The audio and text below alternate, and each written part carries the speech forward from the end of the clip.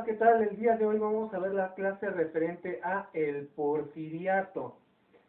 Recuerden que nos quedamos con que Sebastián Lerdo de Tejada, hacia 1876, una vez que se vuelven a celebrar elecciones presidenciales, pues intenta reelegirse. Eso fue su mayor error porque el general Porfirio Díaz para entonces vuelve al país y esta vez con mucho más apoyo popular va a lanzar el Plan de Tuxtepec en 1876, con el que desconoce al gobierno de Lerdo de Tejada y con el que finalmente triunfa y llega al poder. Vamos a ver entonces que podemos dividir el gobierno de Porfirio Díaz en dos periodos. Recuerden que el lema del Plan de Tuxtepec fue la no reelección. Vamos a ver entonces que hay una primera etapa en este primer periodo presidencial de Porfirio Díaz, en que efectivamente entre 1876 y 1880 aplica este principio de la no reelección. Para ello entonces le deja la silla presidencial a su compadre, Manuel González, quien va a gobernar de 1880 a 1884. Vamos a ver que una vez que termina este periodo presidencial, inserto en lo que se conoce como el porfiriato, vamos a ver una segunda etapa en el gobierno de Porfirio Díaz, que va de 1884 a 1911.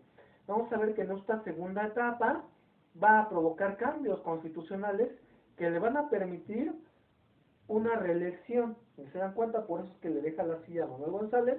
Luego se vuelve a presentar como candidato a la presidencia, triunfa de nuevo, pero esta vez va a provocar más cambios constitucionales para poder reelegirse indefinidamente. Entonces, una vez en el poder Porfirio Díaz, se olvida de su mismo principio de la no reelección y se perpetúa en la presidencia. Vamos a ver entonces algunos aspectos económicos, sociales y culturales del régimen porfirista. Vamos a ver algunas características de este gobierno. Entre las características económicas tenemos que Porfirio Díaz le abrió la puerta de par en par a la inversión extranjera. Entonces, de este modo, Porfirio Díaz consideraba que se iba a lograr el desarrollo de México. Por otra parte, también se dio el surgimiento de tiendas de raya, a las que estaban atados tanto obreros como campesinos. También se da durante el porfiriato la consolidación del modelo capitalista y se da el surgimiento de una oligarquía. Oligarquía significa el gobierno de pocos, ya que unos cuantos empezaron a beneficiar del régimen porfirista. Se dieron también licencias para los productos de importación y vamos a ver un hecho muy destacado que va a ser la expansión del ferrocarril. Al inicio del régimen porfirista había unos 600 kilómetros de vías férreas en México. Al final de su gobierno, hacia 1911, ya había más de 20,000 kilómetros. Entonces le dio mucha prioridad a la inversión en los ferrocarriles, inversión extranjera, porque servían principalmente para dos cosas. Para un transporte más eficiente tanto de mercancías como de personas, porque ya empezaron a llevar pasajeros a los trenes, como para reprimir pues algún cacique regional, ya que podía trasladarse las tropas de manera más rápida también mediante los ferrocarriles.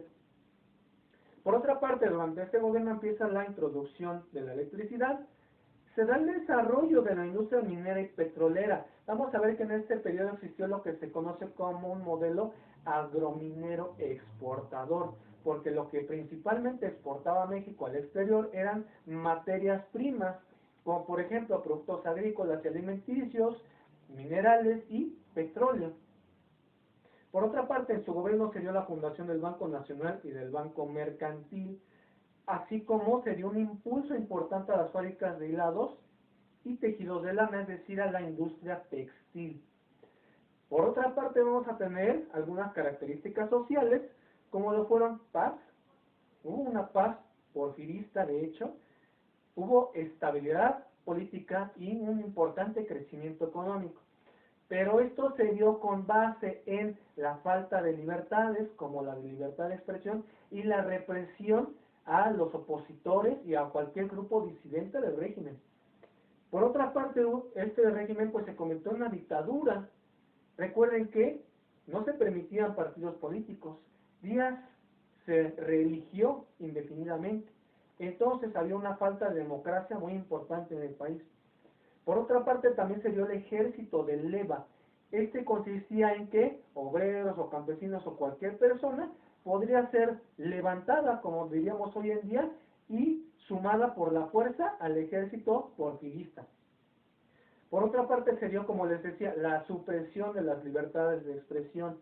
Eso quiere decir que los periodistas eran perseguidos, encarcelados, exiliados o hasta asesinados.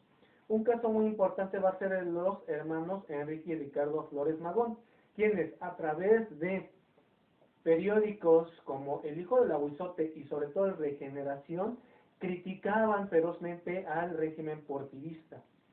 Por otra parte, vamos a ver que se dio una profunda desigualdad entre las distintas clases sociales. El régimen porfirista, que propició el capitalismo y la inversión extranjera, realmente pues nada más, como les digo, beneficiaba a unos cuantos, mientras la mayoría estaban en la marginación, en la pobreza. Vamos a ver algunas características culturales. Tenemos que se dio una gran influencia de Francia durante el porfiriato, ya que Porfirio Díaz era profundo admirador de la cultura francesa, y esta se dio principalmente en la literatura y en la arquitectura. Por otra parte, se dio la adopción del positivismo. El lema de gobierno de Porfirio Díaz fue orden y progreso. Por otra parte, vamos a ver que también había altos índices de analfabetismo. La mayoría de la población no sabía ni leer ni escribir. Por otra parte, durante el porfiriato se da la creación de la Secretaría de Instrucción Pública, cuyo representante fue Justo Sierra. Vamos a ver que precisamente esa instancia de Justo Sierra, que durante el porfiriato se reabre la Universidad Nacional de México, que había sido cerrada durante el imperio de Maximiliano. Entonces vamos a considerar que la principal obra educativa del porfiriato fue precisamente la reapertura de la Universidad Nacional de México, a instancias, como les digo, de Justo Sierra, quien era el principal exponente del positivismo durante el porfiriato. Por otra parte, también se dio la construcción del Palacio de Bellas Artes, en cuya arquitectura, como les decía, se nota esta influencia francesa, y por otra parte se dio el festejo del centenario de la independencia de México.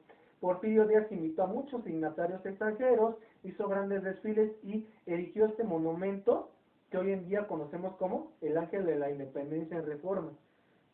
Entonces vamos a ver que durante la administración de Díaz se dio el impulso precisamente a una administración centralizada. Vamos a ver que esta administración concentraba el poder sobre todo en la capital del país, pero el poder nacional pasó sobre todo a ser un poder personal, a ser un poder concentrado en la figura del dictador, de Porfirio Díaz. Una de sus frases era precisamente poca política y mucha administración.